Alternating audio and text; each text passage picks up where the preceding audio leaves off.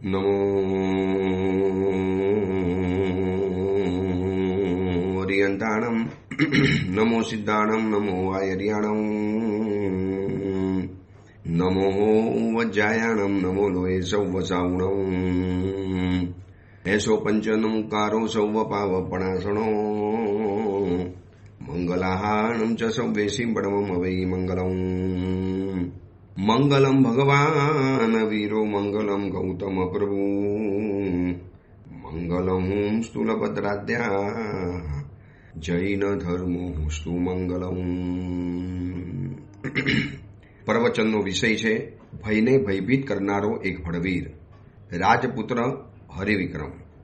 આજથી આશરે 1000 વર્ષ પૂર્વે બનેલો 4750 શ્લોક અને 10 વિભાગની અંદરમાં વહેંચાયેલો હરિવિક્રમ ચરિત્ર નામનો આ ગ્રંથ ભય ઉપર કાબુ મેળવવા માટે, આ ભયની લાગણી ઉપર કંટ્રોલ કરવા માટે કેવી રીતે આગળ વધવું, કેવી રીતે મનને તૈયાર કરવું, મનની અંદરમાં કેવી રીતે પ્રોગ્રામ સેટ કરવો, એ બધી જ બાબતો આ ગ્રંથ દ્વારા, આ પ્રવચન દ્વારા આપણને જાણવા માટે મળે.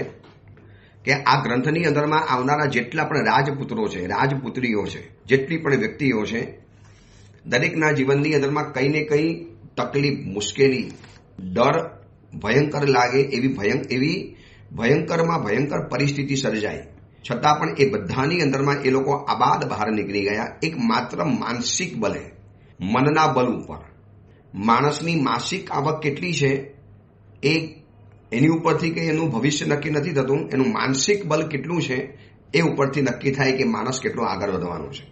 કોઈ કહેશે કે મારી માસિક આવક કરોડો રૂપિયાની છે, પણ માનસિક હાલત શું છે, મેન્ટલી કેટલો સ્ટ્રોંગ છે, એ ઉપરથી માણસનો ગ્રોથ, વિકાસ નક્કી થશે.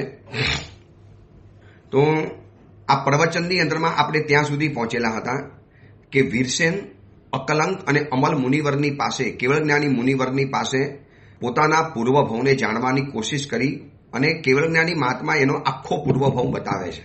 એક અપેક્ષાએ જોવા જઈએ તો એ સમય કેવો હતો કે વારે તહેવારે અવધિ જ્ઞાની, મહાપ્રવ જ્ઞાની, કેવળ જ્ઞાની મુનિવરો મળે અને એના દ્વારા માણસ પોતાના ભવને જાણી લેતો હતો, એટલે તરત જ એને પ્રતિબોધ થતો હતો. હવે આજે આપણા જીવનમાં પણ સુખ દુઃખ તો આવે છે, તકલીફ તો આવે છે, ઉપર નીચેની અવસ્થા તો આવે છે, આગળ પાછળનું પણ થાય છે. આપણા જીવનમાં પણ શુભ અશુભ તો વારંવાર ઘટે છે, પણ આપણે એ નથી જાણી શકતા કે આવું કેમ થાય છે. આજે મારી પાસે જેટલા પણ યુવાન છોકરા છોકરીઓ વંદન કરવા માટે આવે, રવિવારે કે બીજા દિવસે વંદન કરવા માટે આવે, જે લોકો આ સુરતમાં પરિચયમાં આવ્યા છે, હવે એજ્યુકેટેડ વર્ગના મનની અંદરમાં સૌથી મોટો સંશય અને ડાઉટ એ છે કે ગુરુદેવ, આ બધા પાપીઓ કેટલા બધા સુખી છે, બધાના જીવનની અંદરમાં જલસા છે. એક મને યુવાન દીકરી મળી હતી, બધા મિત્રો સાથે મળવા માટે આવ્યા હતા.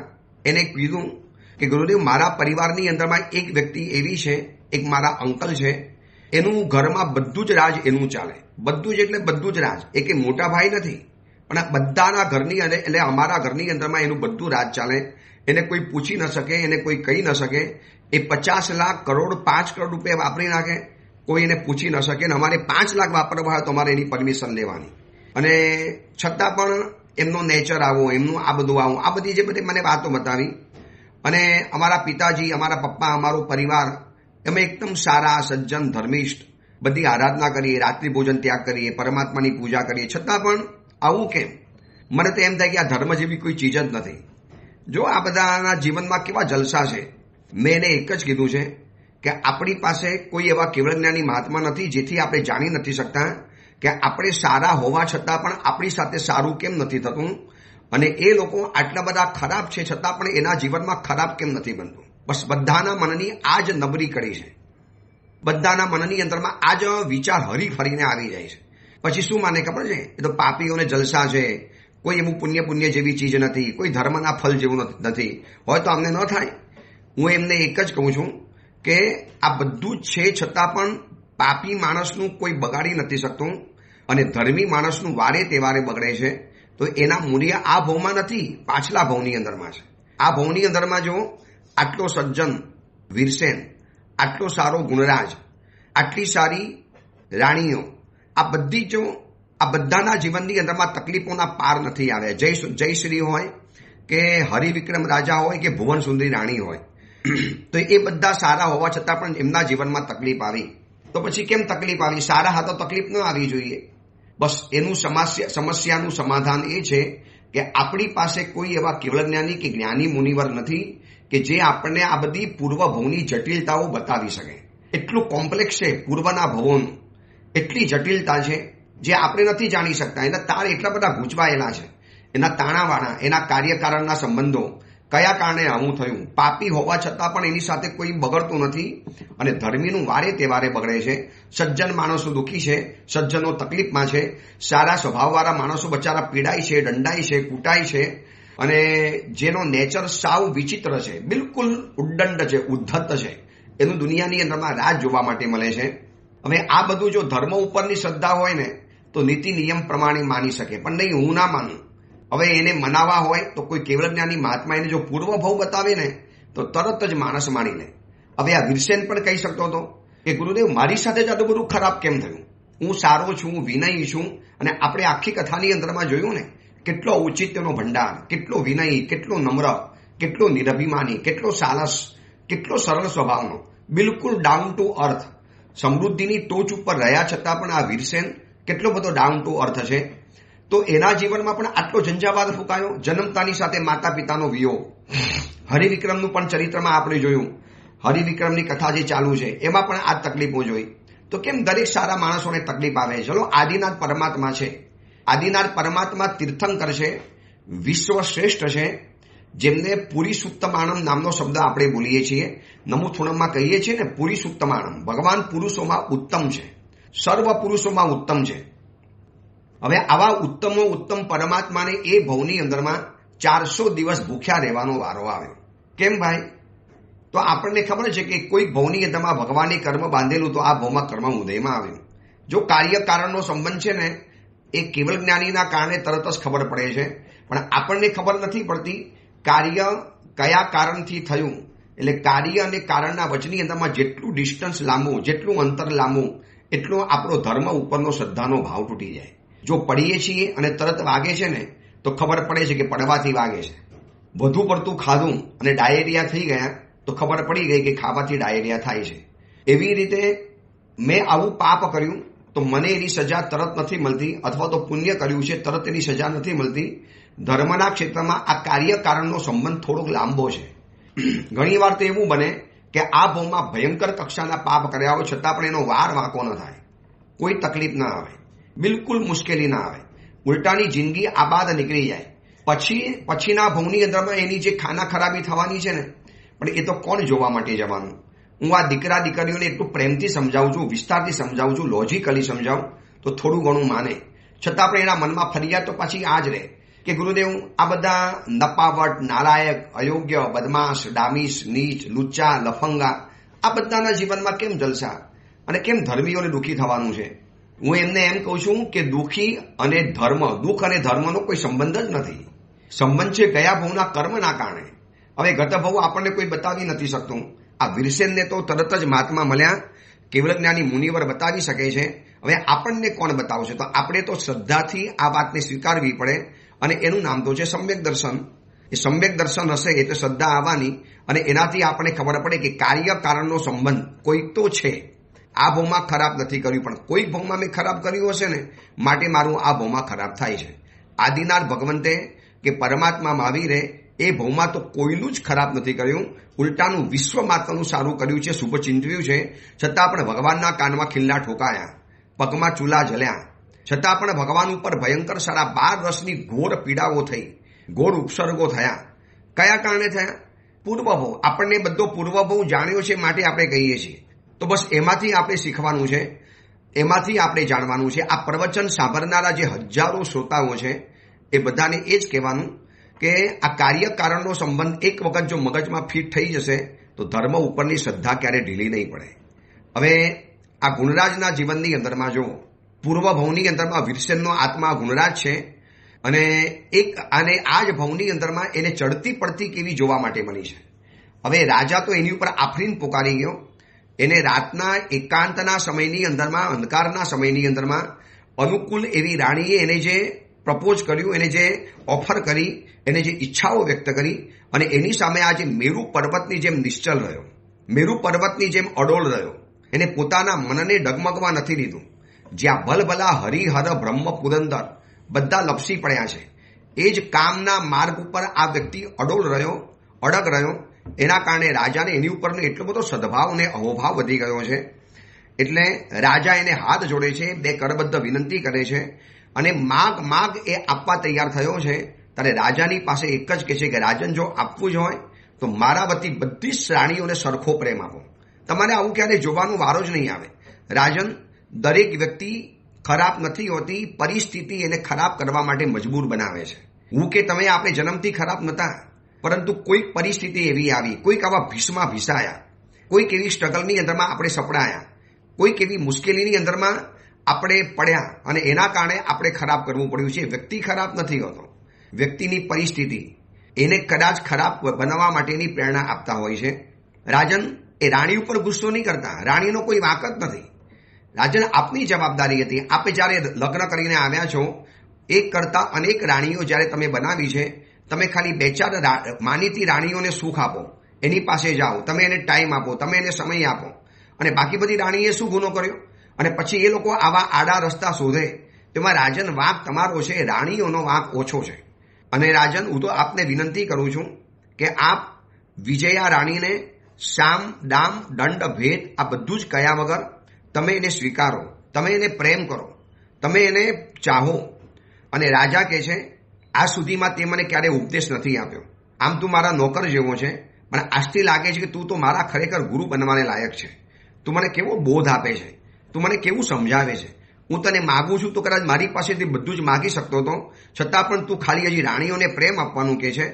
તો આ વિજયા રાણીએ તને પહેલા સામથી, પછી દંડથી, આ બધાથી તને જે સમજાવ્યો, છતાં પણ તું કુલીન છે, તું ધાર્મિક છે, આવું અકાર્ય કરવામાં ભીરું છે, તું સ્વામી ભક્ત છે. ખરેખર તારા જેવા પુરુષો આ જગતમાં બહુ ઓછા હોય, બહુ ઓછા હોય. અને આ રાજાની વાત ખોટી નથી. આ જમાનાની અંદરમાં આવા ચારિત્ર શ્રેષ્ઠ વ્યક્તિઓ મળવા બહુ ઓછા, બહુ એટલે રેર કેસમાં આંગળીના વેઢે ગણાય એવી વ્યક્તિઓ જોવા માટે મળશે. જે રીતે વિશ્વની અંદરમાં કામ આવે વધુ ને વધુ પસરે એવું કન્ટેન્ટ જ્યારે પીરસવામાં આવે છે, ચારે કોર એવી વાતો જ્યારે બહેકાવવામાં આવે છે, અને એ જમાનાની અંદરમાં એક વ્યક્તિ ચારિત્રના પથ ઉપર મક્કમ પગલે અડીખમ કદમ બઢાવી અને આગળ જ્યારે વધતો હોય, ત્યારે આપણે એને તાલીઓથી વધાવવાનું મન થાય. રાજા પોતે એ જ કહે છે કે ભાઈ, તું હવે મારો નોકર નથી, તું તો મારો ગુરુ બન્યો છે. અને ગુણરાજ કહે છે કે તમારી ચરણરજ પામી અને આ બધા ગુણો મારી પાસે આવ્યા. વધુ તો મારા ગુરુની આ તાકાત છે. હું જે પણ છું ને મારા ગુરુના કારણે છું. રાજન, હું પણ જિંદગીમાં કેવો હતો મને ખબર છે. એક વખત હું પણ સ્ત્રીના પ્રેમ માટે ભટકતો હતો, એક સ્ત્રી શરીર માટે ઝંખના કરતો હતો, અને આ બધું મળ્યું નહોતું મળ્યું. હું પણ જીવનમાં ભયંકર માર ખાઈને બેઠેલો છું અને મરવા માટે ગયો હતો. આ તો મારા ગુરુએ બચાવ્યા અને એના કારણે હું બચ્યો છું. બાકી મારામાં પણ આ કાંઈ ન આવત. આજે તમને જે રાણીની હકીકત જણાય છે ને, હવે મને એમ કહો કે તમે હવે વિજયા રાણી ઉપર શું કરવાના છો? રાજા કહે છે કે એને ઊંડો ખાડો ખોદી એની અંદરમાં જીવતી ને જીવતી એને દાટી દઈશ. એને મારી સાથે આવી ગદ્દારી કરી, મારી સાથે આવો વિશ્વાસઘાત કર્યો. અરે ઠીક છે, તું સારો માણસ હતો, નહીંતર મારા મહેલની અંદરમાં કેટલી બધી અનર્થોની પરંપરા સર્જાઈ જાય. એટલે પછી ગુણરાજ કહે છે, ગુણરાજે સીધો રાજાના મોઢા ઉપર હાથ મૂક્યો. રાજન, શાંતમ પાપમ, આ તમે શું બોલ્યા? હજી મેં તમારી પાસેથી વચન લીધું છે કે તમે બધી રાણીઓને પ્રેમ કરશો. કરીશ ને? આને તો નહીં કરું. એને કેમ એને આવું કર્યું? નહીં રાજન, આ તમારી વાત ખોટી છે. તમે જો એને મારવાના છો, જીવતી દાટી દેવાના હો, તો એનો કોઈ રસ્તો નથી. આમાં રાણીનો કોઈ દોષ નથી, કારણ કે મોટા મોટા પુરુષોની બુદ્ધિ પણ કામથી ભ્રષ્ટ થયેલી છે. પુરાણોમાં સાંભળ્યું હશે રાજન તમે, બ્રહ્મદેવ પણ કામથી સંતૃપ્ત ચિત્ત થઈ અને પોતાની જ વ્યક્તિનો ઉપયોગ કરવા તૈયાર થયા હતા. રાજન, ઓલા ઇન્દ્ર મહારાજા ગૌતમ ઋષિની પત્ની સાથે પણ કંઈક અફેર કરવા માટે આવેલા હતા. તમે જુઓ, વેદ પુરાણો, શાસ્ત્રો, ગ્રંથો અને પરંપરાઓની અંદરમાં તમને આવા કેટલાય દ્રશ્યો જોવા માટે મળશે કે આવા તો કેટલા બધા બનાવો બન્યા છે. હવે આ કામનો આવેગ જ એવો છે, આ કામદેવની તાકાત એવી છે કે અહીંયા ભલભલી વ્યક્તિઓ, મોટા મોટા માથાઓ પણ કામથી અંધ બની જાય છે. તો પછી આ અબલાનો શું દોષ? મિષ્ટાનના ભક્ષણ કરનારને મિષ્ટ અન્ન મળે નહીં એટલે જેમ ક્ષુધાતુર બની જાય છે. કોઈ માણસને મીઠાઈ ખાવી છે અને મીઠાઈ ભોજન નથી મળતી તો માણસ જેમ ક્ષુધાતુર બની જાય છે અને પછી એને ભૂખ લાગ્યા પછી કુભોજન કરવાની પણ ઈચ્છા થાય છે. એવી જ રીતે દરેક વ્યક્તિને યોગ્ય જગ્યાએ યોગ્ય વ્યક્તિ તરફથી પ્રેમ નથી મળતો એટલે એની પ્રેમની ભૂખ બેવડાઈ જાય છે. એટલે આવા અધમ રસ્તે પ્રેમ શોધવા માટે જાય છે. રાજન, આમ જોવા જઈએ તો મારા શરીરમાં કોઈ દમ નથી. કોઈ સ્ત્રી મારી સામે જોવા પણ તૈયાર નથી. આ તો મેં મારા જીવનમાં અનુભવ્યું છે. છતાં પણ મારા જેવાની પાસેથી એને કામનો આવેગ તૃપ્ત કરવાનું મન થયું. વિચારો એની કેટલી બધી દયનીય હાલત હશે. રાજન, આપ સમજદાર છો. આ રસ્તો નથી. તમે ઉદારતાથી વિજયા રાણીને માફ કરી દો. વિચારજો આ ગુણરાજની શું ઉત્તમતા છે. આ છે ને કથા એટલી અદ્ભુત છે કે વર્તમાન સમયની દરેક વ્યક્તિને આ કથા લાગુ પડે છે. આગળ પાછળ ઓછા વત્તા અંશે આના જેવા કેટલાય બનાવો આપણા જીવનમાં બનતા હોય છે. આપણું બગાડનારો, આપણા જીવનને નુકસાન પહોંચાડનારા, આપણું પેમેન્ટ દબાવનારા, આપણને જીવનમાં પરેશાન કરનારા, આપણા જીવનમાં વિકાસને રોકનારા, આપણી પ્રગતિને અડકાવનારા, આપણા પ્રગતિના પંથ ઉપર પથ્થરો મૂકનારા વ્યક્તિઓ પ્રત્યે આપણે મગજમાં કેટલી બધી ગાંઠ મારીએ છીએ, કેટલો ડંખ રાખીએ છીએ. એનો બદલો લેવાનો ક્યારે આપણે મગજમાં વિચારીએ અવસર આવે ને મારે એનો બદલો લેવો છે. જ્યારે ગુણરાજ કહે છે કે રાજન, બદલો લેવો એ મોટી વાત નથી, બદલાઈ જવું એ મોટી વાત છે. બદલા તો હર કોઈ લે શકતા હૈ. રાજમ, આપ બદલ જાઓ. આ વિજયા રાણીને પ્રેમની જરૂર છે. પ્રેમ આપો. જો તમે પ્રેમ આપશો ને રાજન, ચોક્કસ એ સારા માર્ગ ઉપર આવી જવાની. રાજન, હું આપને હાથ જોડીને વિનંતી કરું છું કે બસ ખાલી તમે આ બધી રાણીઓને સરખી નજરે જુઓ. બધાને સરખો પ્રેમ આપો. જેટલો સમય બધી રાણીને આપો છો એટલો સમય આ બધી રાણીઓને આપો. એને સુધરવાનો મોકો તો આપો. રાજન, ભલે એને ખોટું કર્યું છે વિચારું છું, પણ દરેક વ્યક્તિને ખોટું કરવું હોય છે, કરવું નથી હોતું, પણ કોઈક મજબૂરી હોય છે. આ રાણી ખાનદાન છે, કેમ આટલા વખતમાં ન કર્યું? કરવું હોત તો ક્યારની પણ કરી શકતી હતી. એને પોતાના આવેગને કંટ્રોલ કર્યો હશે, દબાવ્યો હશે, તમારી આશા રાખી હશે રાજા આજે નહીં તો કાલે મને મળવા માટે આવશે, મને શરીરનું સુખ આપશે, મારી પાસે બેસશે, મને મળશે, મારી સાથે પ્રેમના બે શબ્દો બોલશે. આ બધું એને અપેક્ષા રાખેલી હતી. પણ રાજન, એ અપેક્ષા પૂરી ન થઈ પછી એને આ ખોટા રસ્તે જવું પડ્યું ને. તો આ અપેક્ષાએ તમે પણ ગુનેગાર થયા કે ન થયા? ચલો, એકલી રાણીનો ગુનો નથી રાજન, ગુનો તમારો પણ જતો, સજા તમારે પણ ભોગવવી પડે. આ ગુણરાજ બિંદાસ બનીને કહી શકે છે કારણ કે એની પાસે એવું વટ છે, એવું ચારિત્રનું બળ છે. જે વ્યક્તિ પાસે ચારિત્રનું બળ હોય ને એ વ્યક્તિ કોઈ પણ વ્યક્તિને ધારદાર રીતે કહી શકે. અને રાજા તો આ સાંભળ્યા પછી રીસરના એના પગમાં પડી ગયા. ગુણરાજ કે શું કરો છો રાજન? અરે ભાઈ, તું હવે મારો સેવક નથી, તું મારો હવે કોઈ કર્મચારી નથી, તું મારો ગુરુ છે. તું કેવી સુંદર વાત બતાવે, તારું હૃદય કેટલું ઉદાર છે. હું તો મારી રાણીને ખાડો ખોદીને જીવતી દાટી દેવાનું વિચારતો હતો, પણ તે આજે મને સાચી સમજણ આપી કે વાત બરોબર છે. હવે જો તારી સામે તું તત્વાતના વિષયની અંદરમાં પંડિત છે, તે ખરેખર મને જે કીધું ને એ બધી વાત મને સાચી લાગે છે. હવે હું વિજયા રાણી ઉપરનો ગુસ્સો કાઢી નાખું છું બસ તારા કહેવાથી. અને તારા કહેવાથી હવે બધી જ રાણીઓને એક સમાન પ્રેમ આપીશ.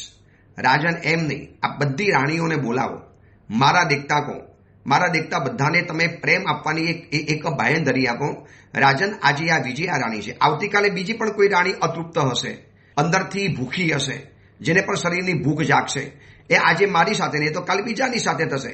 એટલે રાજન, બધાને તમે કહી દો. અને રાજાએ એ સમયની અંદરમાં બધી જ રાણીઓને ભેગી કરી. અને વિજયા રાણીનું ખરાબ ન લાગે. વિજયા રાણીને એ પણ નથી ખબર પડવા દીધી કે રાજા પોતે જાણે છે, ખાલી માત્ર ગુણરાજના કહેવાના કારણે. રાજન, તમે એને જો એને ખબર પડશે, તમે જાણો છો, તો કદાચ તમારી સાથે આંખ ઊંચી કરીને વાત પણ નહીં કરી શકે. ખાનદાન સ્ત્રી છે, જ્યારે પોતાનો ગુનો પકડાય છે ત્યારે આંખ નીચી કરીને જે વ્યક્તિ ઊભો રહી જાય ને એની ખાનદાની છે. ઘણા એવા નફ્ફટ અને બેશરમ હોય છે કે આંખ ઊંચી કરીને પાછો કે કર્યું તો કર્યું, શું છે એમાં, આવું પણ કહેનારા વ્યક્તિ હોય છે. રાજન, આવું નથી કહેતી રાણી. અને કદાચ એને આંખમાંથી શરમ આવી જાય. એટલે પ્લીઝ તમે ખાલી એટલું જાહેરાત કરી લો. અને બધી રાણીઓને બોલાવી અને રાજાએ એટલી જાહેરાત કરી, હવેથી મારા માટે બધી રાણી સમાન છે. આ સુધીની અંદરમાં હું ભૂલતો હતો, કેટલીક રાણીઓને પ્રેમ વધુ આપતો હતો, પરંતુ આજથી નક્કી કર્યું છે કે બધી જ રાણીઓ સમાન પ્રેમની અધિકારીની છે. ખાસ વિજયા રાણીને બોલાવી કે આજે હું તારા મહેલમાં રાતના સમયની અંદરમાં આવીશ. વિજયા રાણી આ પરિવર્તનને જોઈને આભી બની જાય છે. એ તિરછી આંખે ગુણરાજ તરફ જોવે છે. ગુણરાજ ચહેરા ઉપરનો ભાવ નથી આવવા દેતો કે રાજાને ખબર છે, રાજાને વાત કરી છે. રાણી આભી બની ગઈ કે શું થઈ ગયું અચાનક આ. અને રાજાએ વિજયા રાણીને વિશેષ પ્રેમ આપ્યો, બાકી બધીને પ્રેમ આપ્યો. બધી રાણીઓના ચહેરા ઉપરનો જે હાસ્ય જોવા માટે મળ્યું, જે ચહેરા ઉપરની જે રોનક જોવા માટે મળી. અને ત્યારે રાજાને થયું કે ગુણરાજ કહેતો હતો કે સ્ત્રીઓ છે ને આખું આકાશ નથી માગતી. એક આકાશનો ટુકડો મળી જાય ને તો પણ એના માટે આખું આકાશ મળ્યા બરાબર છે. એને પોતાના માણસ, પોતાની વ્યક્તિ તરફથી પ્રેમ મળવો જોઈએ. દુનિયાભરનો પ્રેમ મળે એની કોઈ જરૂર નથી, પણ પોતાની વ્યક્તિ તરફથી પ્રેમ મળે એના માટે જીવનમાં બહુ મોટી જીવાદોરી સમાન હોય છે. અને આ બધી વ્યવસ્થાના કારણે રાણીઓ ખુશ થઈ ગઈ અને ગુણરાજનું પણ વટ વધી ગયો. રાજાની નજરમાં પણ ગુણરાજ હવે ગુરુ તરીકે સ્થાપિત થયેલો છે. અને આ બાજુ કેટલોક સમય ગયો, આ મુનિવર, અકલંક મુનિવર અને અમલ કેવળ જ્ઞાની મુનિવર વીરસેનને એનો પૂર્વભાવ બતાવે છે એના પૂછવાના કારણે. અને એ કથા આપણે આખી જાણીએ છીએ. હવે વિચારજો, આ કથા સાંભળવી જો આપણને આટલી બધી ઇન્ટરેસ્ટિંગ લાગે છે, કેટલાય લોકોના સમાચાર આવે છે કે કેટલી અદ્ભુત કથા છે. શું આ જીવનના મોરલો જાણવા માટે મળે છે. ગુરુદેવ, અમે હજારો રૂપિયા ખર્ચી અને મોટિવેશનલ સ્પીકરના કોર્સ કરવા જઈએ તો પણ જે શીખવા માટે ન મળે એ અમને આપ ઘેર બેઠા, આપની મર્યાદામાં રહીને ઘેર બેઠા અમને આ શીખવાડી શકો છો. એવા કેટલાય લોકોના રોજના સમાચારો આવે. જે રીતે હમણાં પરિવારો વંદન કરવા માટે આવે છે. મેં તમને કીધું ને, થોડા દિવસ પહેલા કેલિફોર્નિયાથી પણ એક પરિવાર વંદન કરવા માટે આવેલો. થોડા દિવસ પહેલા અલ્પેશભાઈ નામના ભાઈ કેલિફોર્નિયા મિલ્પીટાસ સિટીમાંથી મળવા માટે આવ્યા હતા. એ ભાઈએ પણ વાત કરી. બીજો પરિવાર વંદન કરવા માટે આવેલો. હમણાં લંડનથી જયશ્રીબેનનો એક પરિવાર વંદન કરવા માટે આવ્યો. એ લોકો ખાસ ચાહીને આવે છે કે ગુરુદેવ, અમે આપના દર્શન નથી કર્યા, આપના શબ્દો તો રોજ સાંભળીએ છીએ, વારંવાર આપના પ્રવચનો સાંભળ્યા પછી અમે તો આપને અમારા જીવનના ગુરુ તરીકે બનાવી દીધા. કેટલી બધી વાતો જાણવા માટે મળે છે. તો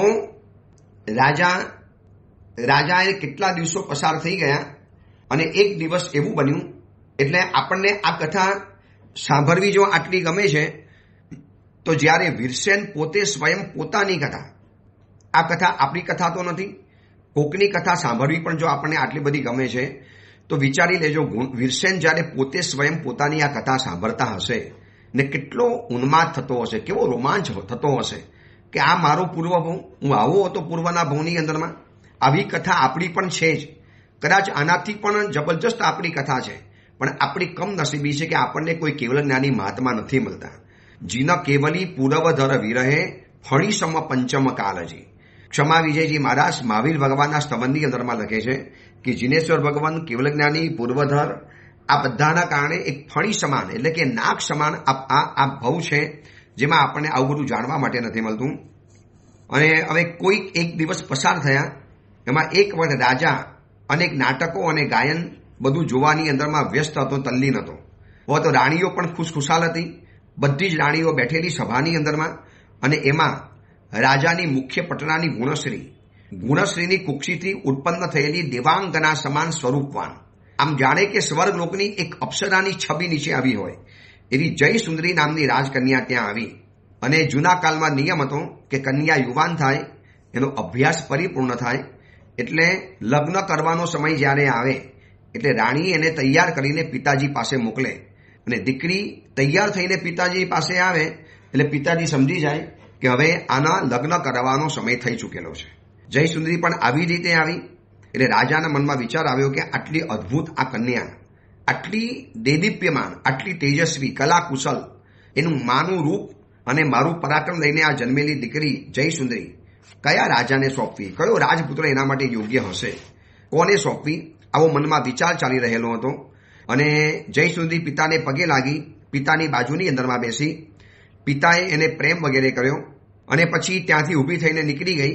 અને આ બાજુ રાજા એની માતા એટલે કે ગુણશ્રીના મહેલની અંદરમાં ગયો અને રાજાએ પુત્રીને પૂછ્યું, રાતનો સમય છે, મા બેઠી છે, પિતાજી બેઠા છે, બેટા હવે તમે યુવાન થઈ ચૂકેલા છો, બોલો તમને કેવો પતિ પસંદ પડે, તમે જેવો કે એવો પતિ હું તમને લઈ આવું.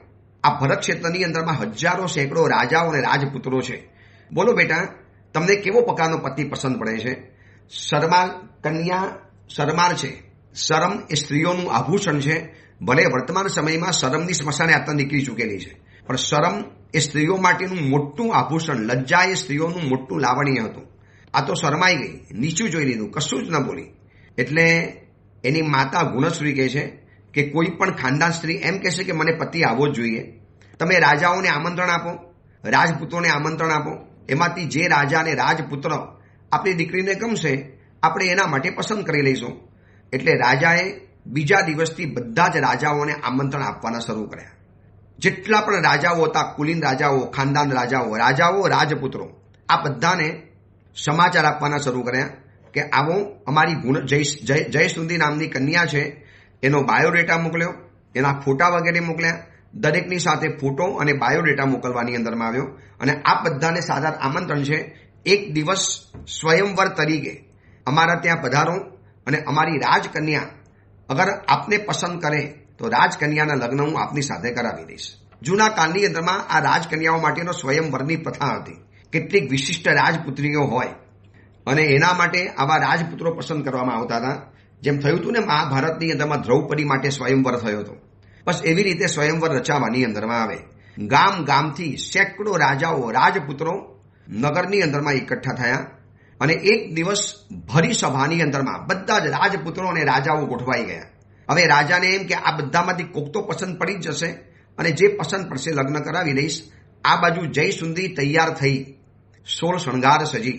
એક તો રૂપનો અંબાર હતી, એમાં વળી પાછો શણગાર સજે, એટલે એમાં તો પૂછવાનું વાત જ ન હોય.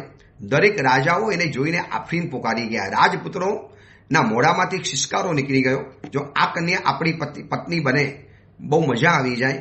અને બધા જ રાજપુત્રોની પાસે બધા જ રાજપુત્રોને એક એક આવે, પોતાનો પરિચય આપે અને પરિચય આપીને પોતાના પરાક્રમની બિરુદાવલી બતાવે અને કંઈક પરાક્રમ કરી બતાવે અને પછી જગ્યા ઉપર બેસી જવાનું. અને આ જયસુંદરી બધાનો એક એકને જોયા કરે.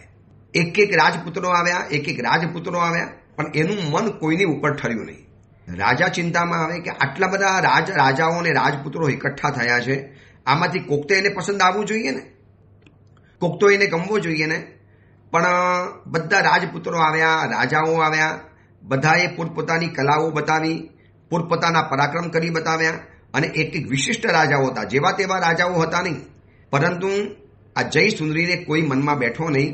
અને પહેલી વાર એવું કદાચ બન્યું હશે કે બધા રાજાઓ ખાલી હાથે નીકળી ગયા. રાજાઓમાં ગુસ્સો ન કરે, પરંપરા હતી કે એમાં સ્ત્રી જે ઈચ્છા રાખે એ પ્રમાણે થાય છે.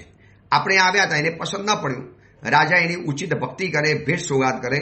જેમ આજની ભાષામાં કહીએ હોય ને કે ગિફ્ટ વગેરે આપીને રાજા એને રવાના કરે. બધા જ રાજપુત્રો, રાજકુમારો જ્યારે નીકળી ગયા અને રાજાનો ગુસ્સો 7મા આસમાને પહોંચ્યો અને જઈને જયસુંદરીને કહે છે, તું સમજે છે શું તારા મનની અંદરમાં? તને આમાંથી કોઈ પસંદ ના પડ્યા, કોઈ રાજા તને પસંદ ના પડ્યા, કોઈ રાજપુત્ર તને યોગ્ય ન લાગ્યા. કેવા એક એક રાજપુત્રો હતા, કોઈ કામદેવના અવતાર સમાન, કોઈ પરાક્રમની પ્રતિમા સમાન. કેટલાક રાજાઓ જો કેટલા મોટા રાજ્યના માલિક હતા, કેટલી મોટી સત્તાધીશ હતા. તને આમાંથી કોઈનું પરાક્રમ, કોઈની સંપત્તિ, કોઈની ચતુરાઈ, કોઈની બુદ્ધિ, કોઈનું શરીરનું સૌષ્ઠવ, કોઈનું રાજ્યની સીમા, આ બધું તને કંઈ જ ન ગમ્યું.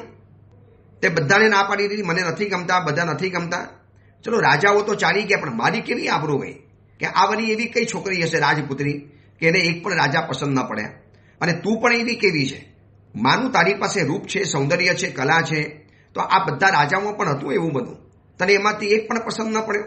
રાજાના મનની અંદરમાં જે ભયંકર ગુસ્સો ચડ્યો છે, ભયંકર ઘમસાણ ચડ્યું છે.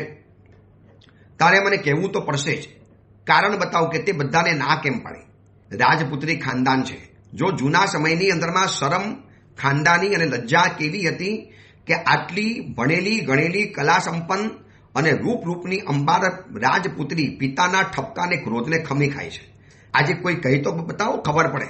યુવાન દીકરા દીકરીને ખાલી એક વખત આંખ ઊંચી કરીને કહી બતાવો, એક વખત લાલ આંખ કરીને કહી બતાવો, સામે શું સાંભળવા માટે મળે છે એ કંઈ મારે કહેવાની જરૂરિયાત નથી. આ તમે સાંભળશો ત્યારે તમને ખબર પડી જશે કે ઘરમાં શું હાલત છે. કોઈ કોઈને કહી નથી શકતું, કોઈ કોઈને આંગળી નથી ચીંધી શકતું, કોઈ કોઈનો કાન નથી પકડી શકતું, કોઈ કોઈને બે કડવા વહેણ નથી કહી શકતા, કોઈ કોઈને ભૂલ નથી બતાવી શકતા, કોઈ કોઈને એના ભૂલના તરફ ઈશારો કરતી વખતે પણ ડરે, કહીશું મને નહીં ગમે તો, સામે કહેવા માટે આવશે તો.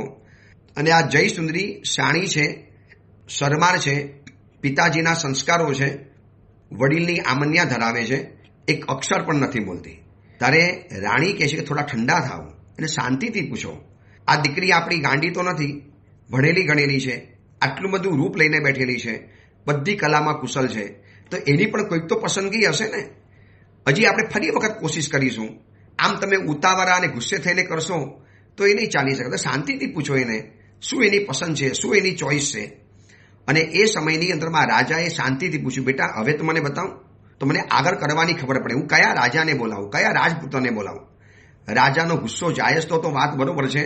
દીકરી, યુવાન દીકરી જ્યારે ઘરમાં હોય અને લગ્ન ન થતા હોય ત્યારે દરેક પિતા ટેન્શનમાં તો આવી જાય.